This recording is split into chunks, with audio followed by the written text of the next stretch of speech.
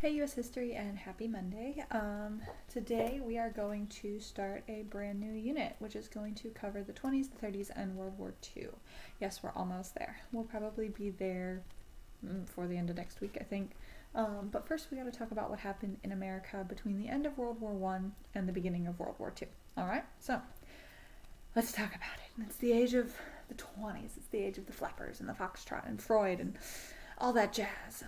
If the country wasn't growing up, then 1920s was kind of America's adolescence. There's a lot of fun happening. Things are becoming newfangled. Women are wearing shorter skirts and sometimes even pants, and things are getting a little crazy. So there's this new word called normalcy. And whatever it is, it's mostly people trying to distance themselves from all the pressures of war and all the problems that came with that. So let's talk about the problems. Peacetime brings its own challenges, right? The industries and manpower are no longer demanded by the war effort, so you had a lot of people that had jobs that now don't need them anymore because all the soldiers come home. You've got not that many opportunities for people that were working in war industries, and peacetime activities aren't resuming right away because you kind of have to refigure out how to be at peace after being at war for so long. And agriculture is also no longer super profitable, and the fact that the harvest was so good in 1920 was bad because now there was less of a reason to get all the food. So things aren't going very well. You also have another change was this emotion raised by newspapers, war posters, rallies, and songs. The Kaiser in Germany was defeated, but some Americans feared that other enemies were still at large, particularly communists and anarchists. So anarchy is the concept of you don't want there to be any government at all. Generally a bad idea. And then communism we've talked about. And communism, basically, the Bolshevik Revolution engulfed Russia in 1917. That was the beginning of a big communist movement. And so you've got this panic in 1919 called the Red Scare. It's not the first or only Red Scare of communism in America, but it's a while before we get to it, the main one. And it really starts when a few anarchists mail packages containing bombs to various government officials, which is terrorism. One of the bombs blew up in the hands of a senator's maid, which injured, but fortunately didn't kill anybody. And so this terrorism leads to the scare. You also have world relations, and the theory that kind of stems from that is isolationism. You might remember isolationism as a concept that George Washington was very fond of, and with good reason. Wilson's failure to persuade the United States to join the League of Nations really punctuated all this. And so, you've got America sends unofficial observers to the League of Nations, but they don't participate. But in 1921, you have a Washington Naval Conference, this buildup of sea power. Japan and Britain are continuing to strengthen their navies to acquire military advantages. France and Italy are trying to determine naval strength, and to keep the powers in check, the U.S. has to continue the expansion of its own navy, right? Participating in a necessary and very expensive armament. It costs a lot of money to build giant ships. The result was this plan that called for Japan, Britain, and the U.S. to scrap some of their vessels, basically saying that we don't want everybody, stop the arms race. It's not helping anybody. Idealists hailed the treaties devised and said it's great. At the Washington Naval Conference, idealists said that was great. But they didn't restrict the buildup of cruisers. They didn't restrict buildup of submarines. But Japan left unsatisfied. Japan resented being given this inferior standing to Great Britain and the U.S. And so you kind of have, it's peace, but it's not peace, and the relations are starting to deteriorate. The second major peace initiative is set forth by President Coolidge's Secretary of State, and that's the Kellogg-Briand Pact, signed in 1928. So 14 nations signed it, and a lot of other nations assented later. The pact won great praise, but it's this international agreement that would outlaw war. So basically it's illegal to go to war. But it has absolutely no means of enforcement. If you do go to war, what's going to happen? Other people are going to go to war to stop you, but they can't because war is illegal? So it's a great idea, but how on earth are you going to enforce it? You also have some economic entrapment. So World War is a great way to boost the economy until the war is over. And then you have to deal with all of those extra things that were helping to boost the economy, which now no longer are. America insisted on repayment for some things, and other allies were like, what? Why are you asking for payment? We just won a war. Isn't that payment enough? And the Germans are angry that everybody's taking money from them. And so America's kind of like, well, how are we going to make more money? Well, What do we do when we need more money? Historically, we set a tariff. So the Ford-Macomber tariff in 1922 is a high tariff that established this wall restricting European trade with the United States. It passed because people wanted isolation. And despite its many disagreeable consequences, protectionism, this protection thing, remained close. So trade with that being blocked, the Allies had only one other source of money, the German reparations payments. So they keep taking money from Germany. Germany, however, was in ruins. Its economy is in shambles. They're defeated. They have no way to rebuild their industry. They have no way to do that. The only way they can do it is through loans. But who's going to give them money? Well, who's not getting money from them right now? The United States. And so money is being lent by American finances to Germany, is passed on by Germany to the other allies to pay them the reparation money, which is in turn used to pay the United States for war debt. Okay? So it's a circle. You have the U.S. is giving loans to Germany.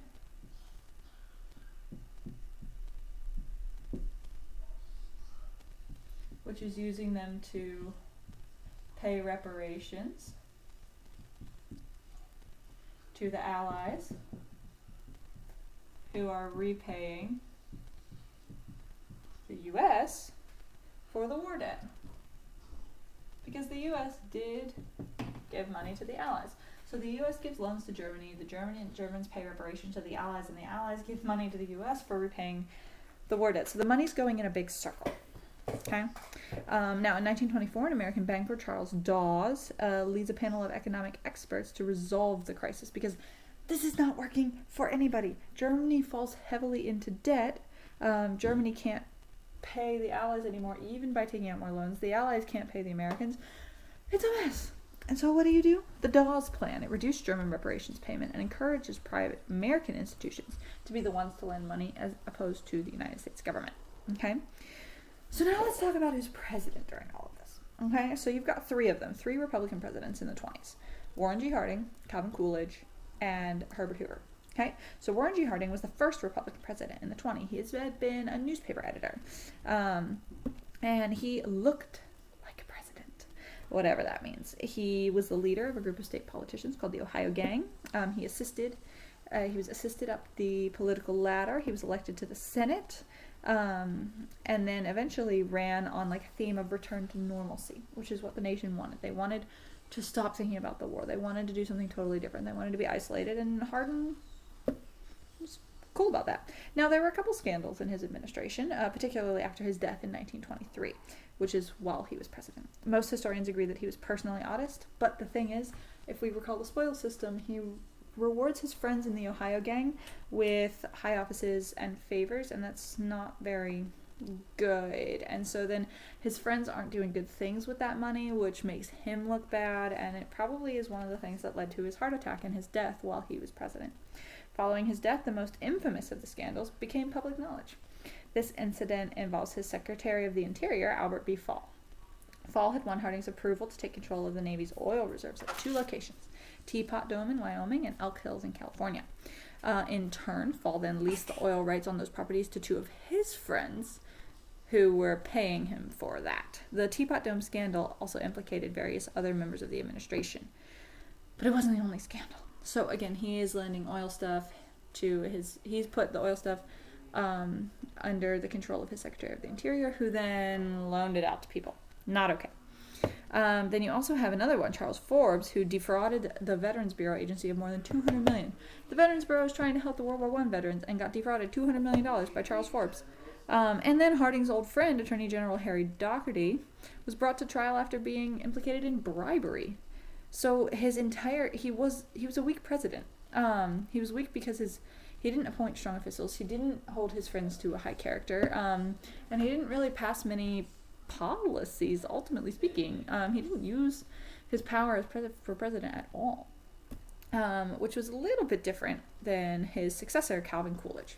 Calvin Coolidge was his vice president, who became president upon his death. So let's make this link. So we have Warren G. Harding to Calvin Coolidge, who was a man of few words. A reporter once went up to Calvin Coolidge and said, "Mr. President, I placed a bet with a friend that said I could get you to say more than 2 words. More than 2 words." And Coolidge looked at him and said, "You lose." and then walked away. Coolidge becomes president in the middle of all of these scandals. Coolidge immediately makes clear that says, we are going to investigate, we are going to declare these people guilty, we are going to bring them to trial, we are going to get rid of this. All good things. Coolidge first gained national fame as the governor of Massachusetts, and he is from rural Vermont, and he first started out by quelling a Boston police strike. As president, he took kind of a hands-off approach to administration. He wanted to let the market have free reign, kind of that laissez-faire economy. His philosophy of hard work, frugality, simple livings, they were very happy with this, especially after all the activism under the Democratic presidents and under Roosevelt, particularly in the early 1900s. So, encouraged by the president's approval, you've got investors. They're watching the stock market climb. And in 1924, Coolidge is elected president in his own right, instead of just following Warden after Warden's death. But he surprised the nation. He said, I don't want to run for re-election. He could have, because technically he'd only served one term, and technically the 2-term limit wasn't an amendment yet. But he surprised the nation. He said, I don't want to be president anymore. Probably a good thing, given what happened next. That announcement opened the door for his Secretary of State, Secretary of Commerce, Herbert Hoover, who we've heard of before because he played a role in World War I. Herbert Hoover sought the presidential nomination. He was an engineer. He headed the Food Administration under Wilson and organized American food relief, particularly in Belgium during World War I. He served with distinction, and after winning the nomination, he faced the Democrat Al Smith in the 1928 election. There were 2 reasons that many Americans opposed Smith. 1, he was Catholic, and 2, he opposed prohibition. At the time, many Americans did not want a Catholic, partially because they mostly knew Catholics as the Irish immigrants, and they are getting kind of sick and tired of immigration. We're really starting to lean towards these anti-immigration laws, kind of the beginning of making immigration a legal issue. They also didn't want somebody who was for alcohol, because we're still kind of in this progressivism, morality type place as a nation. And so this poor guy, Al Smith, was both. He was against prohibition and he was a Catholic. So he kind of had no shot in some ways. And so Hoover won.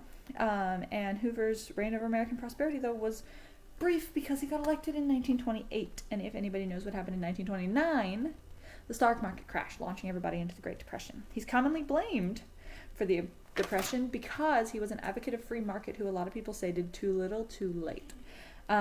Which is very difficult. And so that kind of led the way for, now they started wanting a president who was hands-on instead of hands-off, which led the way for Franklin Delano Roosevelt, who gets elected next. But we'll talk about that in a bit because I want to talk about some of the ideas of the 1920s.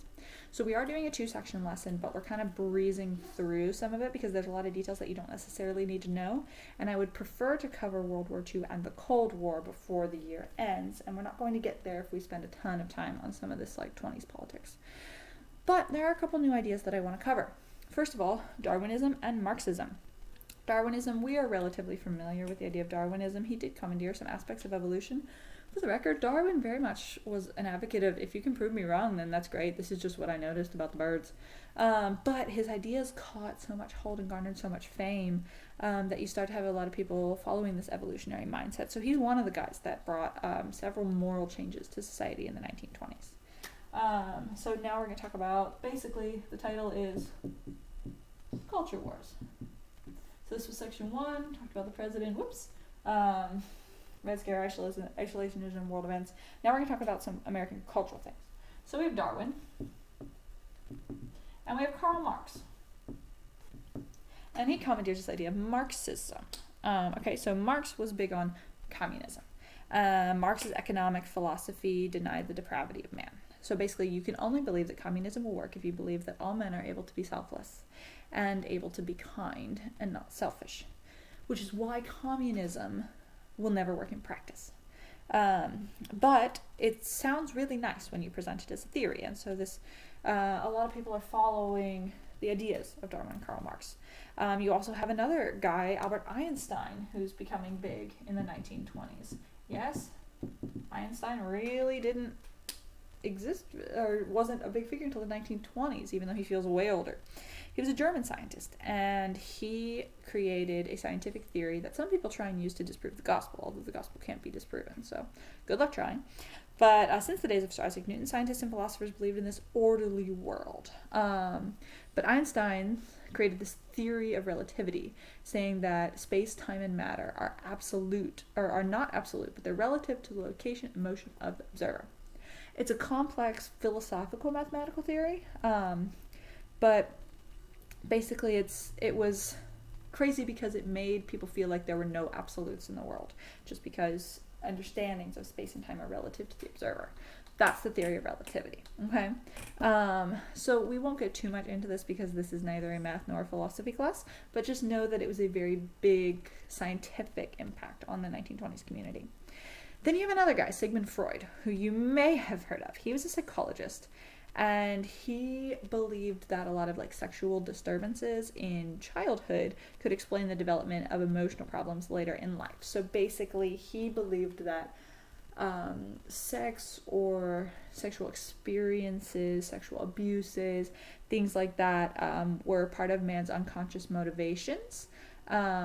And he believed that you have to reject all of your inhibitions to live a healthy emotional life. He argued that self-restraint could lead to emotional disorders, and psychoanalysis was the cure. And Freud is also pretty famous for believing that almost everything rooted in sex in some way, shape, or form. So you can do it that way you will. When you mean to say something clean, but you accidentally say something inappropriate or sexual, that's usually referred to as a Freudian slip after this guy. So a lot of that comes from Sigmund Freud, and obviously he is not exactly following scripture, going with you should do whatever you want because that's how you should be healthy. We know that doesn't work, but it was pretty influential at the time. So let's talk about literature and art. T.S. Eliot, despair, disillusionment, poetry. William Faulkner, emphasis on man's evil. You have a lot of these. People are experimenting with values. Not everything's about good and the good in mankind. Now we're going with all sorts of different things. And one of them is prohibition. So prohibition passed in 1917. Eventually, 45 out of 46 states ratified prohibition. But this law actually resulted in an increase of illegal activity instead of a decrease. Illegal liquor creates this black market. You have crimes as gangsters compete for the control of the illegal alcohol trade. And Congress passes the Volstead Act in 1919 to provide for the enforcement of prohibition. But ultimately, in 1933, prohibition ends up being stricken from the Constitution via the 21st Amendment, made to get rid of the 18th Amendment. So let's talk about the Roaring Twenties real quick. You guys are doing great. We only have a little bit more left. In the Roaring Twenties, you have what your book calls a breakdown in morality. But ultimately, you have a lot going on. There's a lot happening. Families are generally getting a little bit smaller. So newspapers and the screen are now talking about immorality because, again, people are they're able to spend more time outside of their homes. And so a lot of different things are happening, some moral, some not. But you also have a time of heroes and villains where the heroes of America are now usually found in athletics and in entertainment. The heroes are the stars on the movie screens and the guys on the baseball field and college football. This is all kind of starting now. We're starting to get movies they're called talkies, movies with people talking in them instead of silent films. It's a big change. Then you also have a new prejudice, though, this new immigration.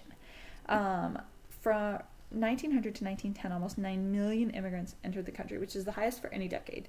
Middle-class Americans are perceived that the Catholics and Jews that were coming in, they were a threat. And so the Red Scare encourages the public to associate crime with immigrants. And you have this case called the Sacco-Vanzetti case.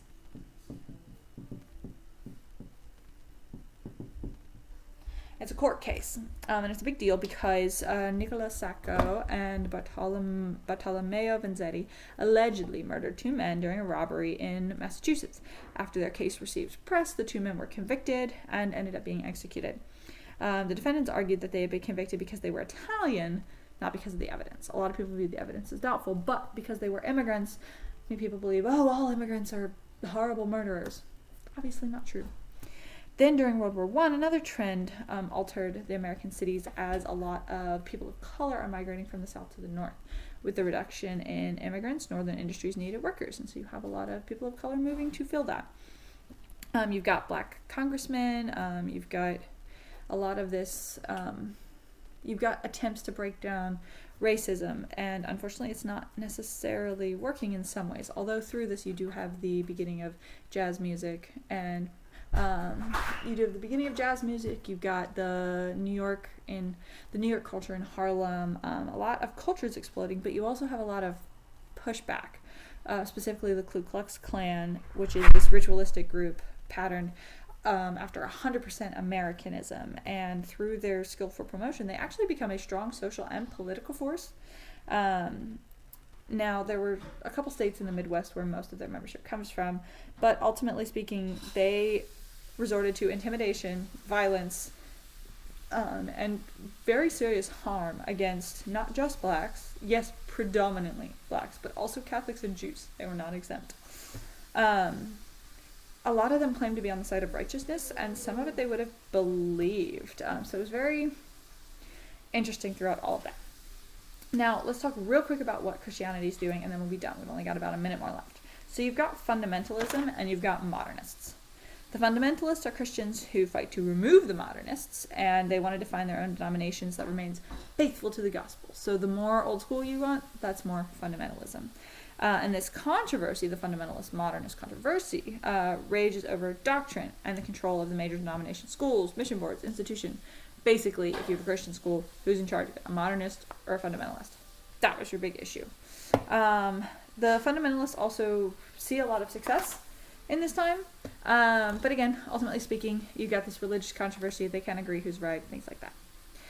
All right, so that was 22 minutes on the 1920s. Hope you kind of got a sense of that. And tomorrow we are going to talk about what happens after the stock market crashed and how bad things got. Okay, so with that being said, you have a Junipod. You also have a homework assignment on a political cartoon, but the homework assignment isn't due till Thursday. Okay, so they're both Junipods, so you can do those or access those whenever you need to. But with that said, I hope you guys have an awesome rest of your day, and I'll talk to you soon. Bye.